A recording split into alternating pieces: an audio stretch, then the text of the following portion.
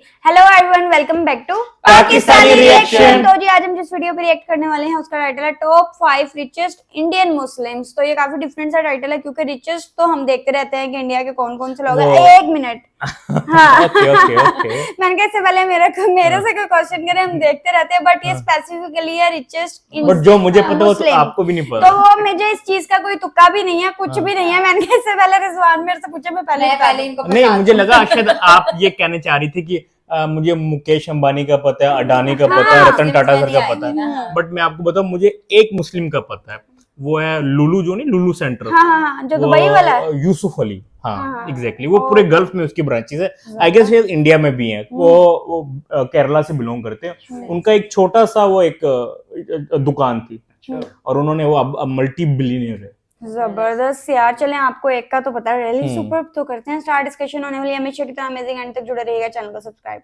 करें। नमस्कार दोस्तों, मैं बागी बॉय आज एक बार फिर से आपका दिल बाग बाग करने के लिए हाजिर हूँ। दोस्तों, दुनिया के सबसे अमीर लोगों की लिस्ट में भारत से अंबानी और अडानी का नाम तो शुमार हो ही चुका है। समय समय के साथ इनके नाम लिस्ट में ऊपर नीचे होते रहते हैं। मुकेश अंबानी जो कि भारत के सबसे अमीर बिजनेसमैन थे, अब गौतम अडानी से पीछे हो गए हैं। आज के दिन अडानी दुनिया के 5वें सबसे अमीर शख्स हैं। यही कारण है कि भारत दुनिया के अमीरों की लिस्ट में हमेशा अपनी जगह बनाए रखता है। लेकिन आज हम अंबानी अडानी की कहानी नहीं बल्कि भारत के सबसे अमीर 5 मुस्लिम शख्सियतों के बारे में बताने जा रहे हैं। तो बिना देरी किए चलिए शुरू करते हैं आज का हमारा ये वीडियो। बिल्कुल राइट साइड पे यूसुफ अली। दोस्तों, इस लिस्ट में पहला नाम है अजीम हाशिम प्रेमजी का। जी हाँ, देश के सबसे अमीर मुस्लिम जो देश के सबसे बड़े दानवीर भी हैं। अजीम प्रेमजी के बारे में बहुत ही कम लोग ऐसे हैं जो ये जानते होंगे कि वो मुस्लिम हैं। अजीम प्रेमजी एक टेक कंपनी विप्रो के मालिक हैं।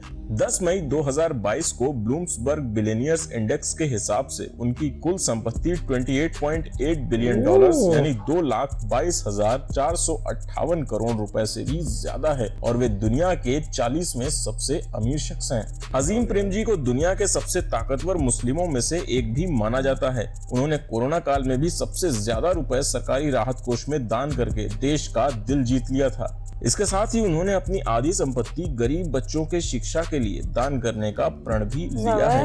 इस लिस्ट में दूसरे नंबर पर है यूसुफ अली अब्दुल कदर, जो एक विदेशी कंपनी लुलू ग्रुप इंटरनेशनल के मालिक हैं। ये कंपनी एशिया, अफ्रीका और यूके में शॉपिंग मॉल्स, होटल्स और सुपरमार्केट ऑपरेट करती है। इनकी कुल संपत्ति 5.65 बिलियन डॉलर्स है। इनकी कंपनी का हेडक्वार्टर अबू धाबी में स्थित है। ये ऐसे पहले नॉन अरब शख्स हैं जिन्हें Abu Dhabi chamber of commerce का मेंबर चुना गया है। इस सूची में तीसरे नंबर पर है यूसुफ हमीद, जो भारत की सबसे मशहूर दवाई कंपनी सिप्ला के मालिक हैं। ये एक टैलेंटेड साइंटिस्ट होने के साथ साथ एक सफल इंडस्ट्रियलिस्ट भी हैं। फोर्ब्स के अनुसार इनकी कुल संपत्ति 2.6 बिलियन डॉलर है। सिप्ला की शुरुआत इनके पिता ख्वाजा अब्दुल हमीद, जो गांधी जी के फॉलोअर थे, उनके द्वारा सन 1935 में की गई थी। यूसुफ हमीद जी दुनिया भर में अपनी संपत्ति से नहीं बल्कि बड़ी बड़ी बीमारियों जैसे कि एड्स की दवाएं सस्ते में उपलब्ध करवाने के लिए जाने जाते हैं। इसके अलावा कोविड के इलाज में काम आने वाली रेमडेसिविर के सबसे सस्ते जेनेरिक वर्जन को भी इन्होंने तैयार किया है। इस लिस्ट में चौथे नंबर पर है डॉक्टर आजाद मुपेन। ये एक बड़ी health care company Aster DM health care के मालिक हैं। इनकी शुरुआत दुबई में एक छोटा सा क्लिनिक खोलने से हुई थी और आज ये 18 से ज्यादा अस्पताल, 90 से ज्यादा क्लिनिक और 200 से ज्यादा फार्मेसी के मालिक हैं। हेल्थ केयर की फील्ड में अपने योगदान के लिए इन्हें 2011 में पद्मश्री सम्मान से नवाजा जा चुका है। इनकी कुल संपत्ति 1.5 बिलियन डॉलर्स है। इस लिस्ट में 5वें और आखिरी नंबर पर आते हैं हबीब खुराकीवाला। ये एक मेडिकल कंपनी वोखार्ड के मालिक हैं। इनकी कुल संपत्ति 1 बिलियन डॉलर के आसपास है। इन्होंने भी कड़ी मेहनत के बाद जाकर ये सफलता हासिल की है। तो दोस्तों, आपको ये जानकारी कैसी लगी हमें कमेंट करके जरूर बताइएगा। और अगर आप चाहते हैं कि आपका बागी बॉय ऐसी ही जानकारियों से आपका दिल बाग बाग करता रहे तो हमारे चैनल को जरूर सब्सक्राइब कर लीजिए और बेल आइकन पर क्लिक करना ना भूलिएगा।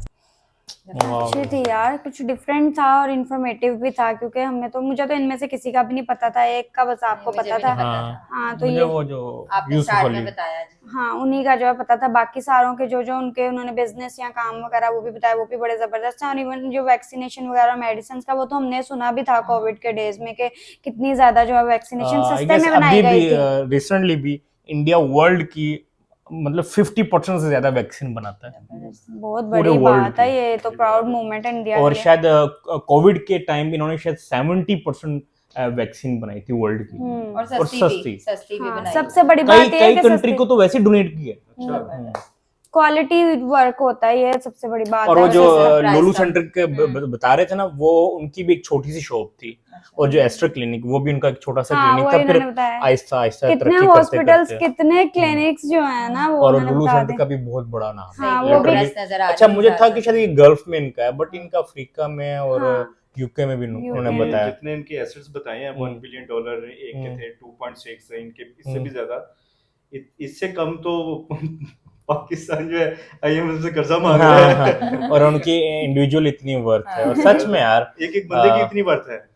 मतलब इंडिया की मतलब तरक्की में कितना योगदान इनका भी है। ये तो है, वो जो उन्होंने लिस्ट बताई थी उसमें इंडिया के कितने सारे जो है ना वो नाम है। मतलब बेशक आप जिस इसी भी से अंदाजा नंबर पे- लगा लो कि उधर जो बिजनेस का जो फ्रीडम है ना, वो खाली वो उनको मतलब मेजोरिटी को नहीं है, माइनॉरिटीज को भी हाँ, है। बिल्कुल। ये और सबसे जो ये बड़ी बड़ी अच्छी उनकी- बात और जो है। उनकी जो गवर्नमेंट की जो पॉलिसी है, वो जो है ना उनके फ्रेंडली है। हाँ, सबके लिए सबके इक्वली लिए equal है। इक्वल वो है। ऐसा बहुत क्या कहते हैं, भेदभाव नहीं है। हाँ, इतना डिफरेंस जो है वो नहीं क्रिएट करते। तभी तो वो क्या कहते हैं, diversity with unity with diversity. हाँ, यूनिटी विद डाइवर्सिटी। जब डाइवर्सिटी। किसी मुल्क में ऐसा होता है ना कि वहाँ के अपने बिजनेसमैन वहाँ पे कारोबार कर रहे होते हैं, और उनको करते हुए कई कई साल हो जाते हैं, मतलब 100 साल भी पुराने कारोबार है वहाँ पे। तो जब दूसरे मुल्कों के जो बिजनेसमैन है, सरमायाकार हैं, वो जब वो ये देखते हैं ना किसी मुल्क में कि यार यहाँ पे तो इतना ज्यादा यानी कि प्रोटेक्शन है यहाँ पे बिजनेस को, और जो वहाँ पे कारोबार करने कंसिस्टेंसी वालों से को, चलता जा तो रहा है ना। फिर हाँ। वो भी आते हैं, इन्वेस्टर भी इन्वेस्ट आता है वहाँ करते पे। हैं। ये सही कहा, ये बड़ा अच्छा पॉइंट ट्रस्ट है। डेवलप हो जाता है ना। Exactly. ट्रस्ट डेवलप हो जाता है, ऐसे ही और है। फिर वो क्योंकि उनको मजीद पता है grow कि करता हम ऐसा नहीं है कि 2 साल बाद गवर्नमेंट हाँ। उलट गई हाँ। और हमारा बिजनेस ठप हो ठप गया। हो गया। वही जो हम अभी आप देख ले वो जो टाटा ग्रुप है, यही कहने लगे वो थे तो शायद 100 कि साल जब से हम ऊपर उनकी हो गया। बायोग्राफी फिर वगैरह वो कुछ हल्दीराम देखते देख हैं। लें, हाँ। वो उनका बिजनेस जो है पूरी मतलब दुनिया में आगे और से इंडिया आगे में ही भी जाता है सबसे सबका जो काम है ना। मतलब क्या, बाप दादाओं ने के जमाने से वो शुरू हुआ है, अब वो बच्चे जो है उनको संभाल रहे हैं, तो ये तब से जो है सारे काम चलते हुए आ रहे हैं। बट ये है कि ये इंफॉर्मेशन काफी इंटरेस्टिंग हाँ, थी, ये हमने फर्स्ट टाइम देखी है। फर्स्ट टाइम देखी थी, बहुत अच्छी लगी वीडियो। आई होप सो आप लोगों को रिएक्शन पसंद आया तो जल्दी से चैनल को सब्सक्राइब कर दे। मिलते हैं नेक्स्ट वीडियो में। See ya.